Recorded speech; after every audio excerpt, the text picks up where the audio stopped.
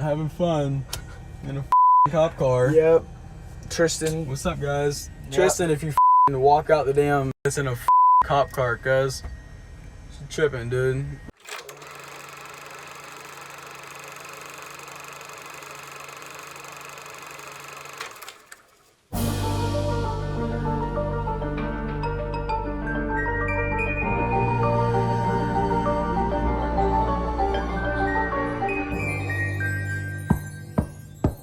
Hi, my name is Madison, and you are listening to Who's Knocking, a true crime podcast.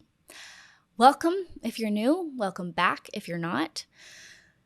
This is my channel, my show, and I talk about true crime stuff on Wednesdays. So I have a very fascinating and horrific story for you, and stick around to hear it. I'd just like to say one thing before I begin. I received some information recently in regards to comments. So I don't know how YouTube works. I'm really just figuring out as I go. It's me and Aidan, my brother, who work this channel, and he does most of the back end stuff. But I have noticed since I've started that there have been lots of, we don't get like an extreme amount of comments, but I've noticed like quite a few times it's happened where like there's been some sort of comment and then it just disappears. And I always kind of thought people were just deleting their comments. I did think it was kind of strange how many times that happened, but I don't know, I didn't really think much of it. But I just like people to know that I have never deleted any comments. I've never blocked any comments. So if you, for whatever reason, are under the impression because maybe a comment of yours has disappeared, or I don't know if maybe you've received some sort of message or for any reason you believe that I have deleted or blocked your comments, please let me know by emailing me at hello@whosknockingpodcast.com or commenting. I'm trying to figure out if something is up.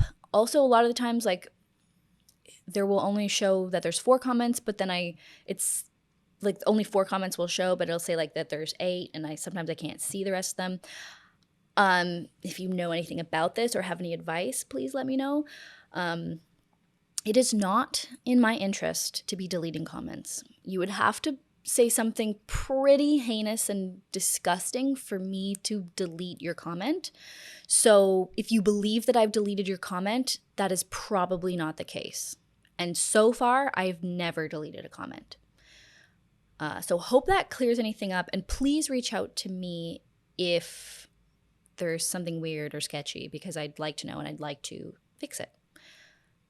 Again, it's in my best interest to have comments. I'd like there to be comments. So yeah, there's that. And that's all. I think I should just get right into it. This case is current. It's making its way through the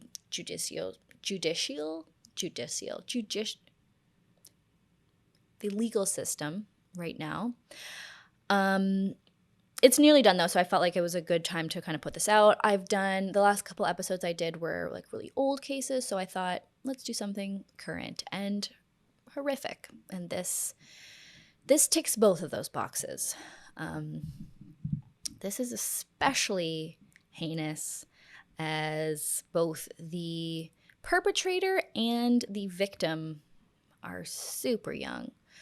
So if that's weird for you, maybe don't watch, but it's fascinating and horrible.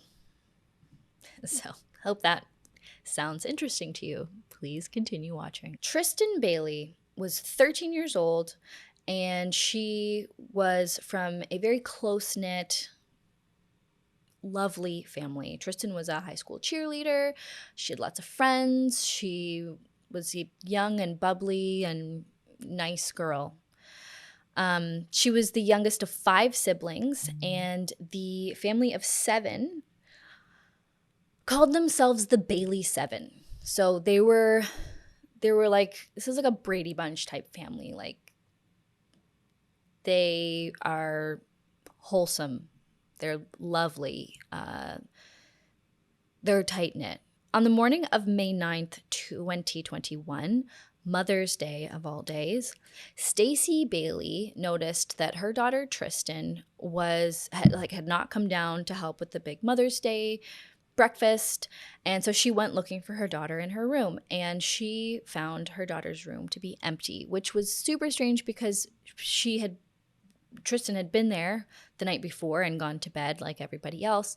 So immediately Stacy knew something was not right. She called the police. She had Tristan declared a missing person right away, and immediately the search began.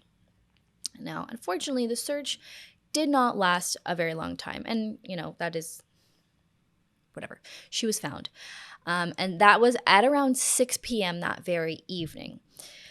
Tristan was found by a passerby in a semi-wooded area very close to the family home, near a retention pond. And for those who don't know what a retention pond is, I believe it's like a man-made pond that has a drainage system which helps with storm drainage.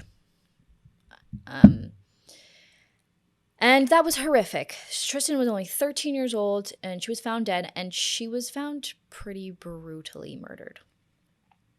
I'll just tell you a little bit about where we're talking about. So this took place in a suburban area of St. Johns County, Florida.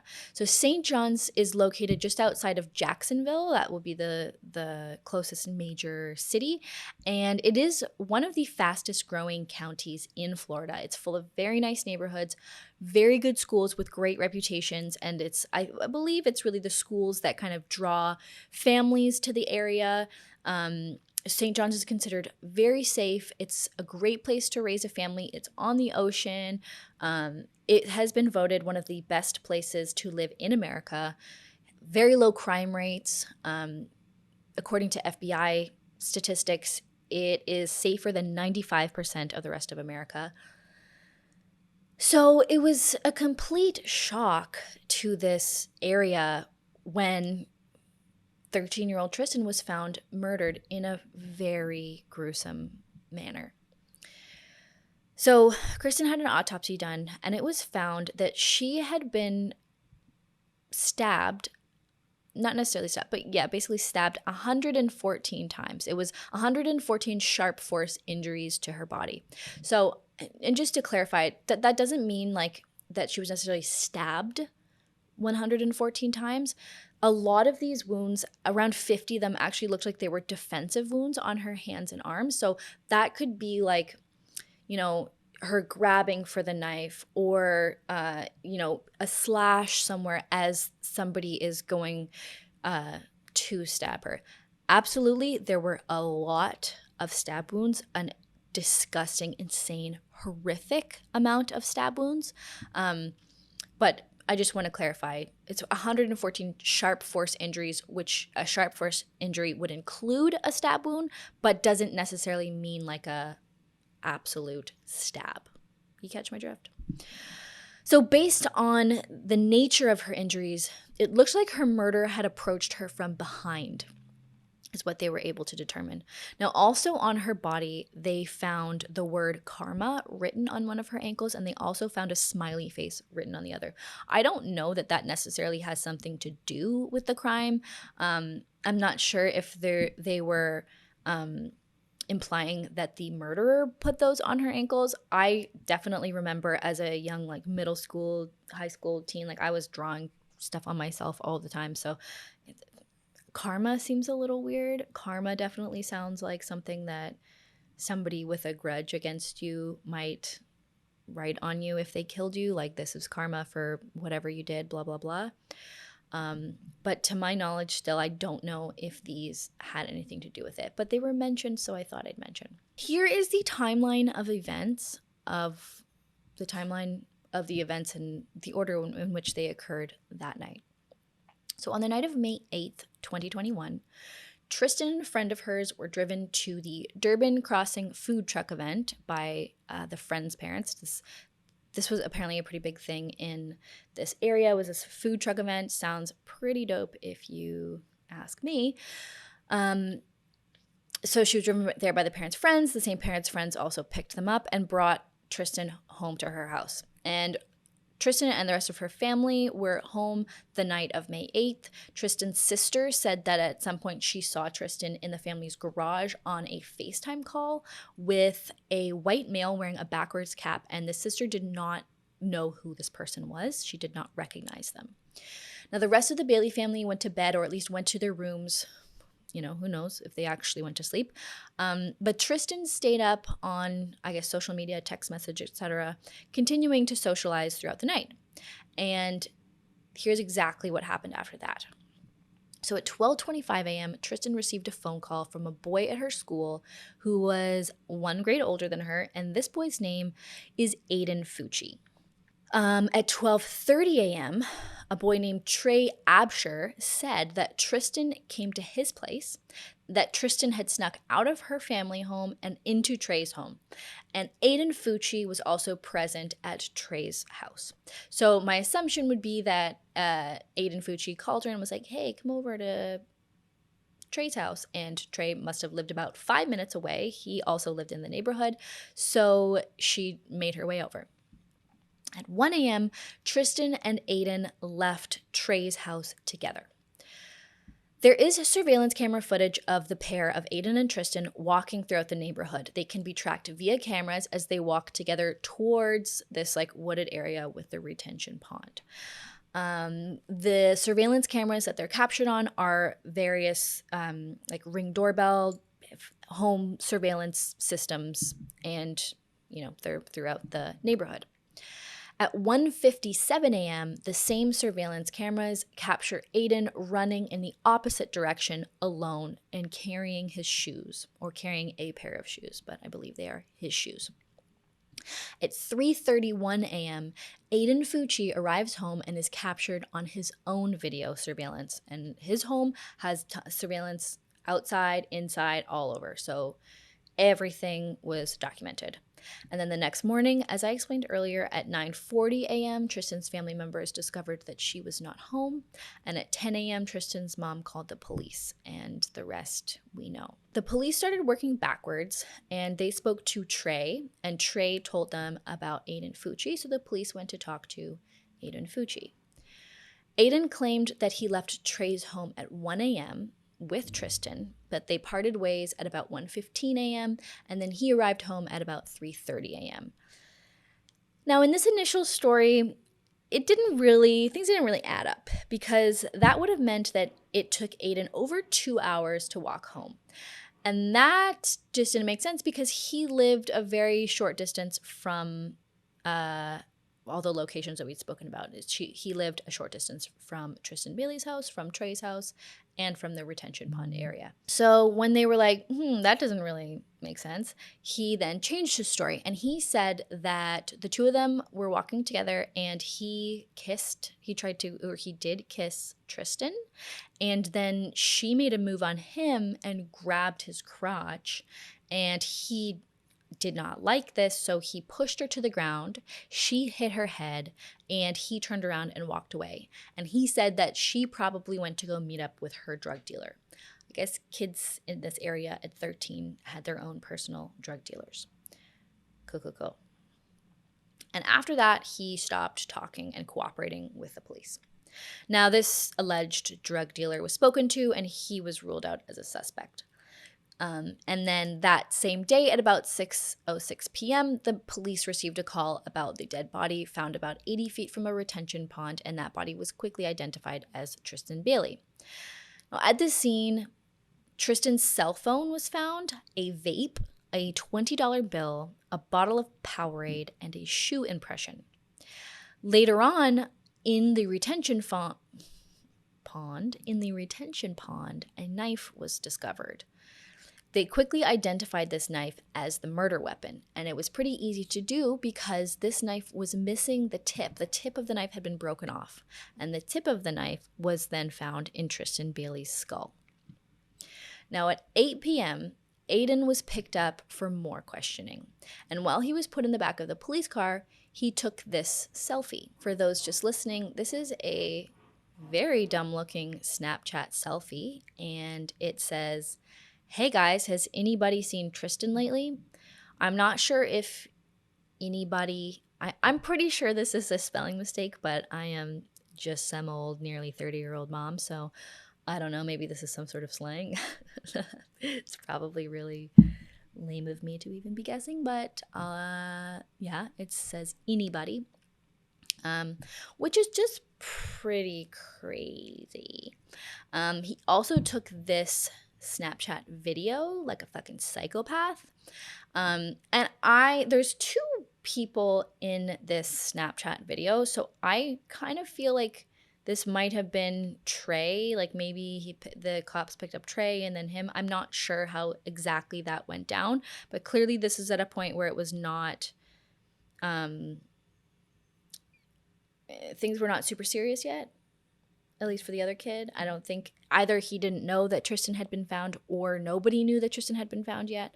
I'm not sure if these came from the original, the first time that they spoke with him or the second time. Regardless, these were on this day of May 9th, and what we make of this is that Aiden was not taking this at all seriously.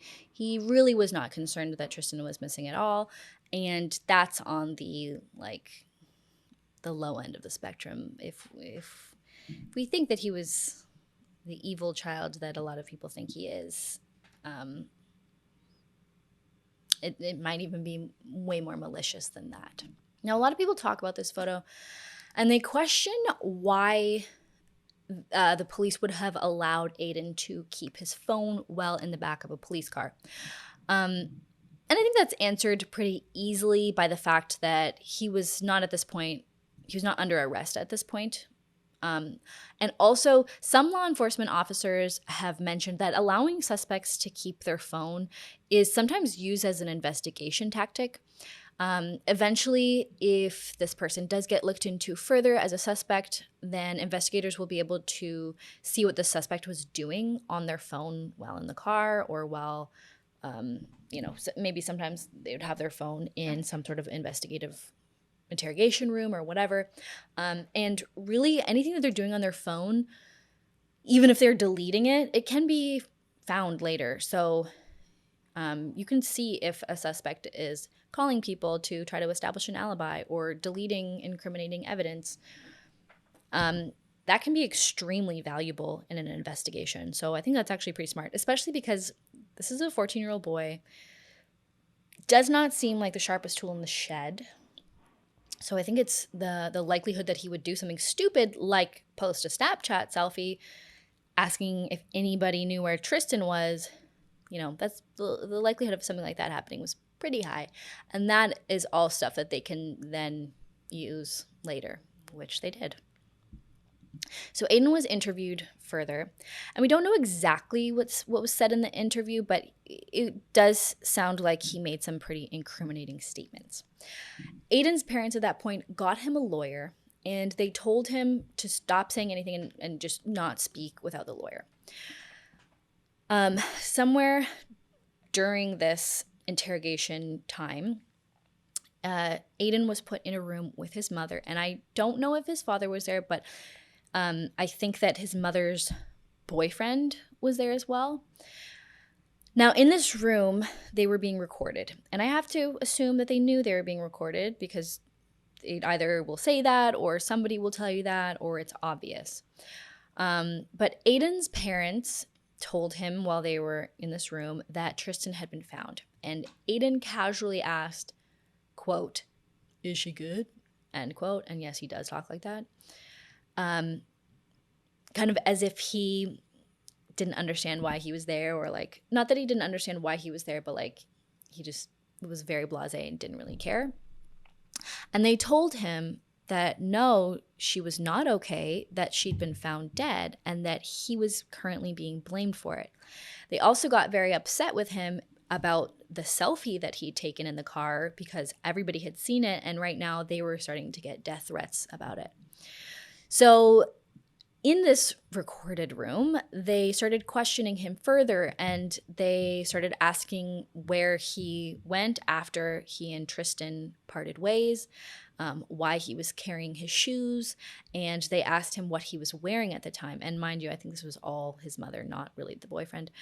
Aiden told his mother that he was wearing jeans, and he said that, and like I think she kind of questioned him about it, but he did tell her that there was still blood on his jeans. She then suggested to him that he had been wearing khaki pants. And Aiden then agreed that he was wearing khaki pants. Aiden also admitted to his mother that it was in fact him on their surveillance camera footage, and that it was him carrying his shoes, and that he was carrying his shoes because his feet hurt.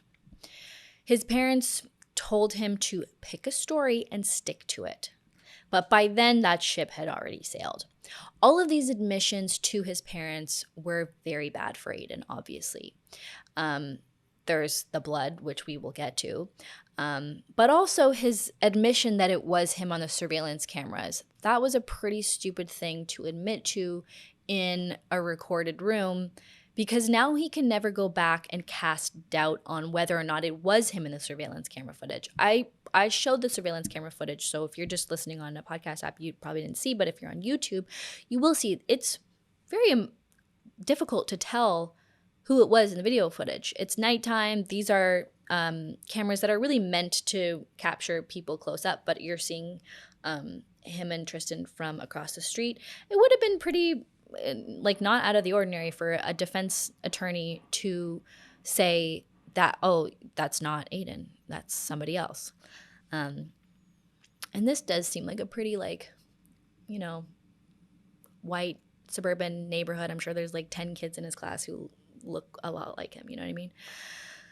But Aiden Fucci admitted to his parents that that was him on the surveillance camera footage. It was him carrying his shoes. It was him running by himself. So that's that, I guess, for him.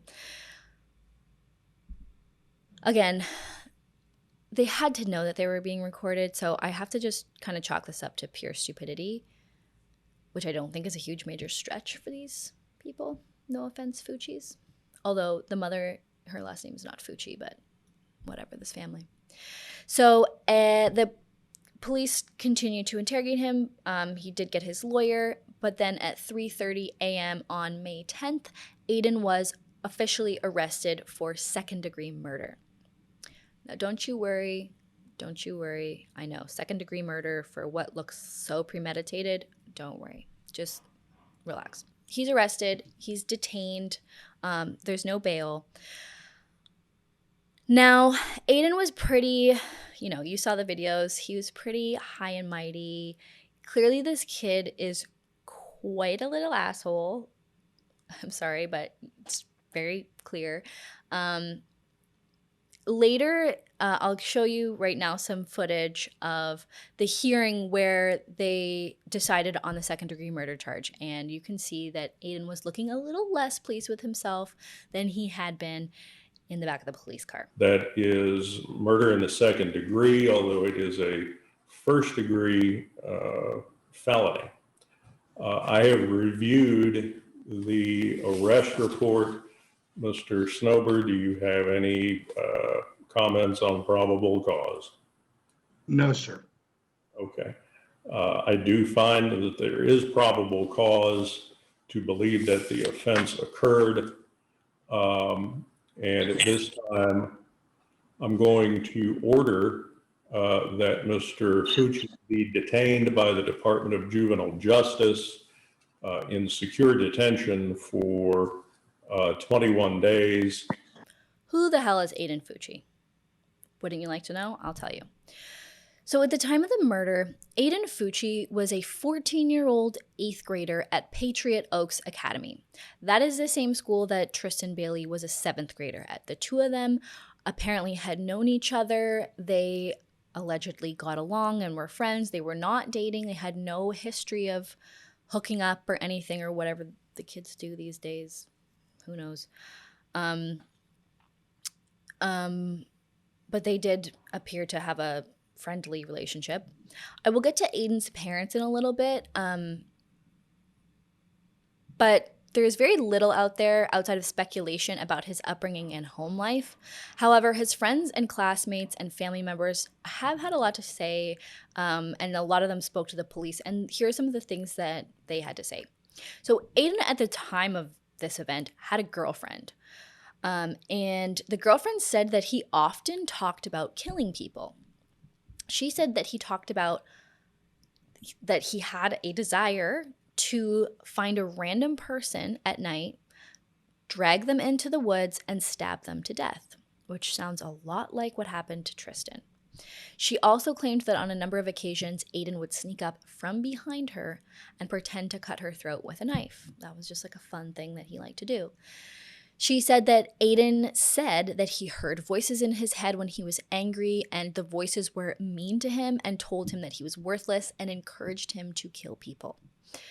A cousin of Aiden's said that he once told her that one day he would go to jail for something big. Something like killing somebody. Multiple friends of Aiden's said that he would talk to them often about 2 knives that he owned. Like, he owned a number of knives. I think they found like 8 knives that he owned, but he often carried around 2 knives, talked about these knives a lot, presented them often. He was like super into these knives. One friend of Aiden's said that he had no feelings toward others or himself. She said that he was exactly the type of person you would picture as a murderer. One of his friends is quoted as saying, quote, "He said he wanted to slit someone's throat. He said it'd be satisfying," end quote. So this kid is obviously showing some warning signs. Like, if that's not warning signs, I don't know what is, personally. I didn't find anyone who said that Aiden was already violent, or that, he, like, often with, I don't know, but I have to assume that you don't just go from like talking about to stabbing the shit out of somebody, like there's no one's coming out and saying like he bullied my kid, or he got in a fight with this kid, or he cut me one. Like, I haven't seen any evidence of that. Does not mean that it doesn't exist. And if you have any of that, or if you are aware of any of it, please let me know. But so far, a lot of people have come out to say like he said this, he said he was going to do this, or like he drew a picture of this or whatever. But nobody has come out to say like he physically assaulted me before. And it also, everywhere that I've checked, it says that he doesn't have any siblings. So like the first place that I would look is like if he had younger siblings and was he abusive towards them. That doesn't seem to exist, but there is something kind of sketchy about that, which I'll get to in a bit.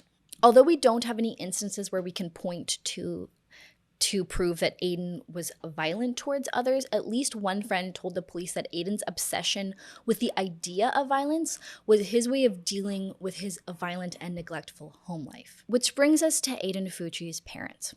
So Aiden's father's name is Jason Fucci, and here's what we know about him. This guy had quite a bit of a criminal history, which may lead one to believe that Jason Fucci was a pretty violent person. In 2003, when Jason was only 18 years old, he was charged with engaging in sexual activity with a 15-year-old girl inside his own home. The second charge in this count stated that, quote, "he did knowingly or willfully abuse a child by intentionally committing an act that could reasonably be expected to result in physical or mental injury to a person under the age of 18, end quote. And look, I'm not sure the specifics of this situation. I think it's safe to say that he was some sort of predator in this situation. But I do think that there is a difference between, like a stupid 18-year-old guy who like is attending high school and starts dating a like 10th grader or whatever, and the age gap, I think by nature generally is a pretty unbalanced, could be predatory relationship. There is a difference between that and like a grown man 18-year-old guy like plucking some young girl off the street and raping her. Like there's a lot of degrees between those two things. Both are bad, but one is way worse. So I'm just saying I don't know what the situation was, just that it involved him as an 18-year-old, legally adult, 18-year-old legal adult and a 15-year-old legal child, something went on where he had her in his home and something went down. Don't know what it was. But that's not the end of it. For this crime, Jason Fucci was sentenced to 2 years probation, but he went on to violate that probation. Not sure exactly what he did to violate that probation, but that probation violation landed him a 14-month long jail sentence. After that, Jason had a number of run-ins with the law for various crimes, including theft, driving with a suspended license, stuff like that. In 2016, Jason was arrested for battery. The situation there occurred at a gas station where he got into a physical altercation with another man while his son was present. And it does not say that it was Aiden Fucci, but I'm pretty sure he only has one son, so I think we can deduce that Aiden saw this whole thing take place. For this incident, he was sentenced to 6 months probation, but he ended up getting that reduced by signing up for anger management classes. What I think we can take away from this is that Jason Fucci is a violent criminal. He is. It doesn't sound like he's, a murderer or that he's going around stabbing people, but he does appear to be a violent criminal. So, one can only assume that Aiden Fucci probably had a kind of crappy childhood and that likely he was abused in some way. I think there's definitely something to be said about Aiden, at minimum, coming from like a quite dysfunctional family home, and at maximum, a violent, abusive family home. So after the conversation that she had with Aiden, where he admitted that he was on the surveillance camera and that his jeans were soaked in blood, Crystal went home, found those jeans, and washed them. And she did this in her home where she had surveillance cameras, so she recorded the entire thing. Where the state's attorney says Smith is seen cleaning her son's bloody jeans. When officers went into the home, they found a pair of wet jeans in Fucci's bedroom. And as we reported earlier this summer, the jeans and a drain in a bathroom tested positive for blood. Now, the police ended up later getting a warrant to search the home, and they found the footage that Crystal recorded of herself tampering with evidence. This is why I don't have a problem saying that these people were not very sharp. Like, she fucking did this to herself. They also found the jeans, which tested positive for blood, because if anybody knows anything about forensics, you can do whatever you want to those jeans. You can wash them. You can put them in the washer. They're still going to find blood on there. So they found the blood on there. They found blood in the sink that she was washing the jeans in, and not just any blood that was a positive match to Tristan Bailey. Now, it's pretty amazing that she recorded herself tampering with evidence. It's pretty fucking amazing. Also, one pretty glaring thing about this footage to me is that room that the camera is clearly pointed at. It's clearly a children's playroom. And I think a lot of people will look at that and be like, damn, that's a mess. But like, if you have children, like, it's going to look like that sometimes. And like, you clean it up, but like, it's going to look like that sometimes. But what it does say to me is that there's some other young child in that house, at least one. And it looks like a lot of those toys are girls' toys. So like, I know that Aiden Fucci doesn't have any siblings, but I'm based on that room, I would theorize that Crystal's boyfriend, I don't know if they're married or whatever. Everyone just keeps saying partner, which is a very ambiguous term. But Crystal's partner must have had children, because those look like toys that are way too young for, sorry, am I saying Tristan? I mean Aiden. What am I saying? No, I said Chris. Oh, these names sound too like. Crystal's partner must have had children because those toys are for children way younger than Aiden. And Aiden Fucci does not seem like the type of kid to be playing with toys. He plays with knives. So, and all that is, I just wonder if we spoke to those kids, would we find that Aiden Fucci was abusive to them at all? That's the relevance here. Sorry, I just got very confused. It's very hot in here. Anyway, in June, Crystal was arrested for the evidence tampering, and she is set to go to trial for those charges. She has yet to go to trial for those charges. She was able to get out on bond, but these charges are being taken very seriously, and it's my opinion that this will not just be a slap on the wrist for Crystal. This will not be good for her. I told you that the police had a search warrant and that they found the genes, the blood, and everything. But that's not all that they found during their search. They also found Aiden's shoes, which were bloody. They found 8 pocket knives, a homemade shank, a sheath for a buck knife that matched the murder knife. They found artwork of Aiden's, and it depicted a lot of like satanic imagery and images of violence against women, some pretty disturbing things.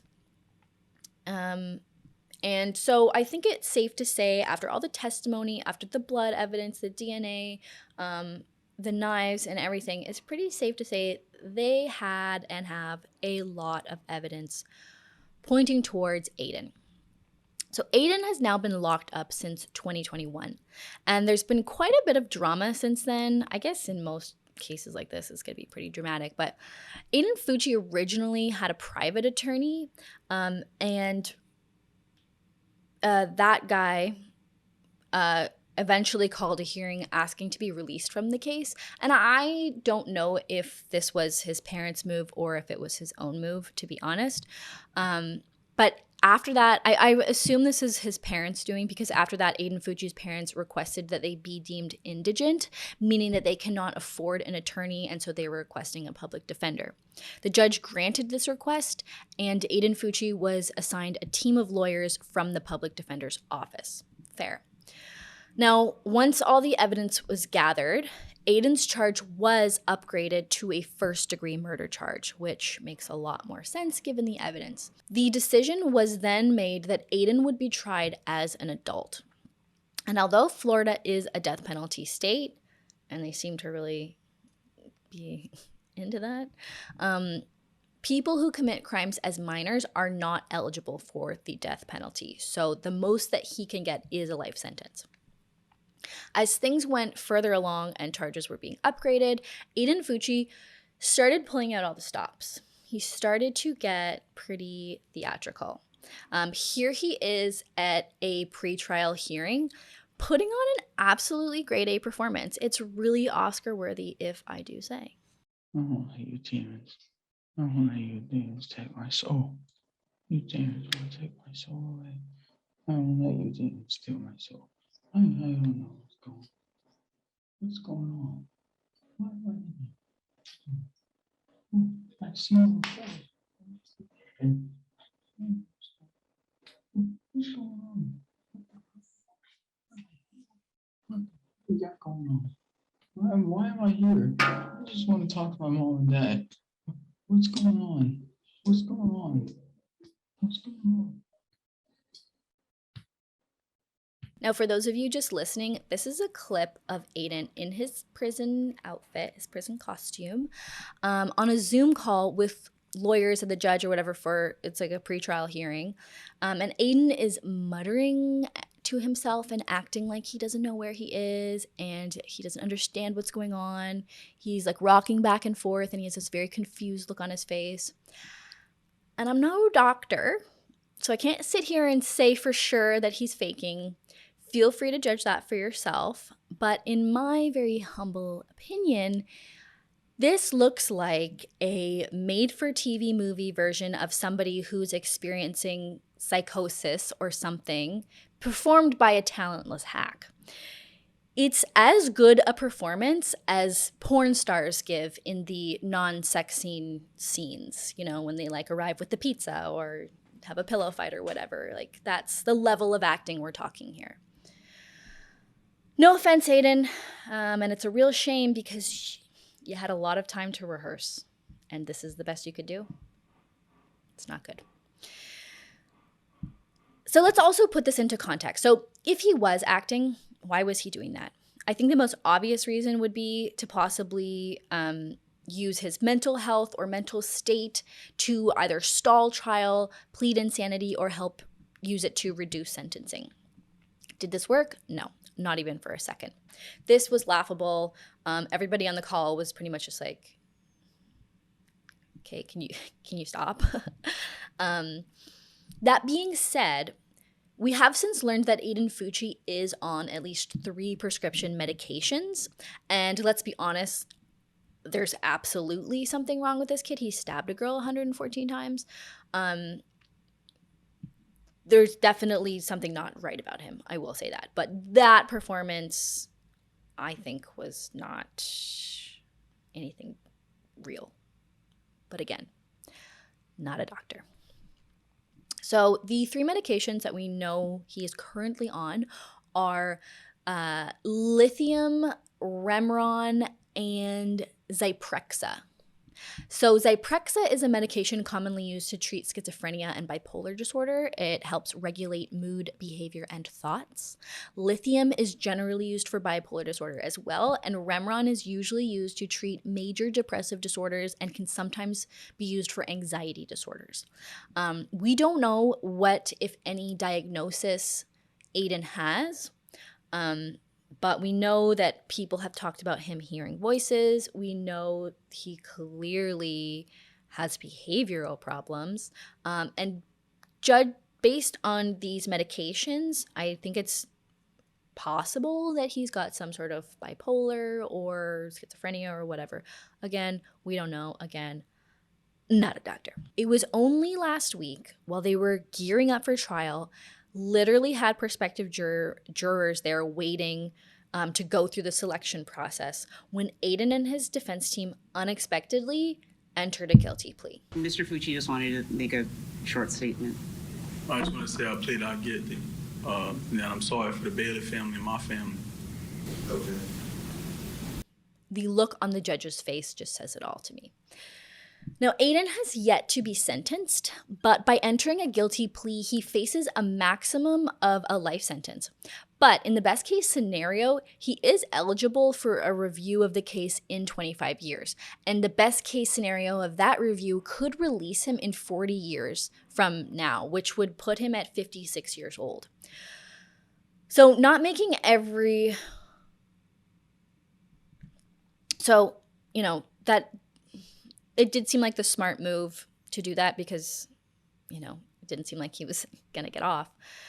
And not making everyone, most of all the Bailey family, go through what I assume would be a pretty horrific trial is probably a better outcome, at least short term, for everybody. The trial would detail the gruesome last moments of Tristan Bailey's life. There would be awful photos of her body post-mortem, and who knows what sort of stupid story the defense would have come up to try and cast doubt on Aiden's guilt.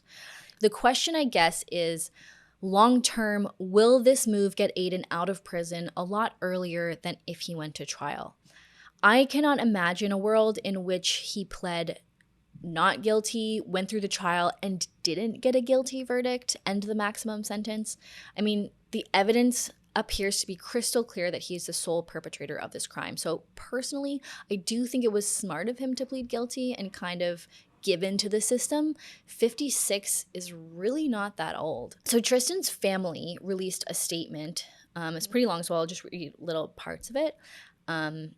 Here's a piece of it. Quote, "This morning's surprise change of plea brings our family significant relief.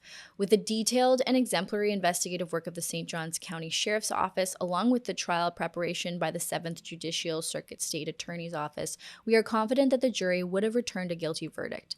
Just as Tristan fought for her life, we equally fought for her and would not agree to any plea deal. We were fully aligned with the prosecutor in rejecting the proposed plea deals mentioned by the public defender during the plea hearing." End quote.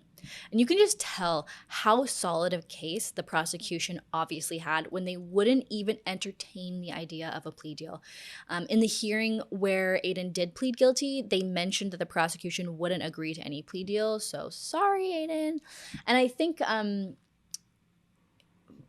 that to me indicates that that's kind of like where the defense wanted to go. They wanted to have some sort of plea deal because that's what they thought they could get away with. I think a lot of the time in cases where the defendant is so young. You do see a lot of plea deals, but he just fucked himself so hard from the beginning by admitting to everything on camera and doing such a bad job at covering up his tracks, and his mom being such a idiot herself, that they didn't need to do a plea deal. It was so obvious from the start. There was no way.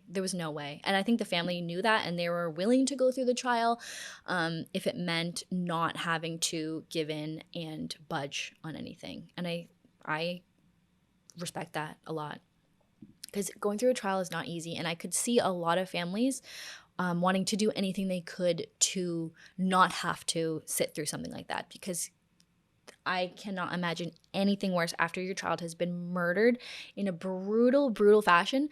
I would want to do absolutely anything in my power to not have to sit through watching all of that. Like, that would just be so brutal.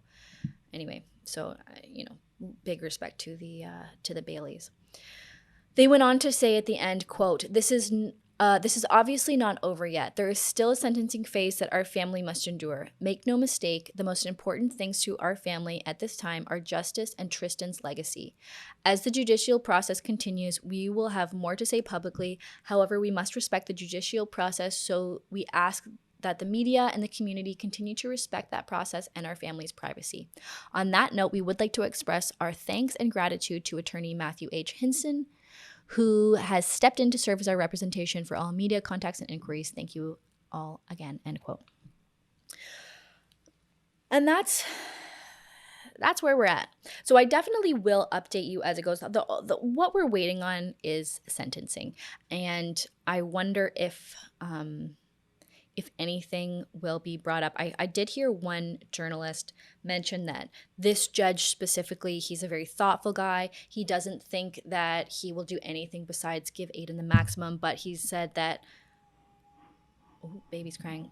I'll just wrap this up. He did say that he thinks that this judge in particular will be really interested in why and want to know why this happened. And I really hope that the judge inquires, because then I can make a follow-up video and tell you, because I am as well curious. My baby's crying, so I'm gonna get going. If you have any questions, please comment. If you have anything to say to me otherwise, please email me, hello@whosknockingpodcast.com. Find me on Instagram, Who's Knocking Podcast, @whosknockingpodcast, Twitter @whosknockingpod. Thank you so much for watching my video. Please watch more. I'd love to have you here. Thank you for being such a great audience. Okay, love you. Stay safe, because you never know who's knocking.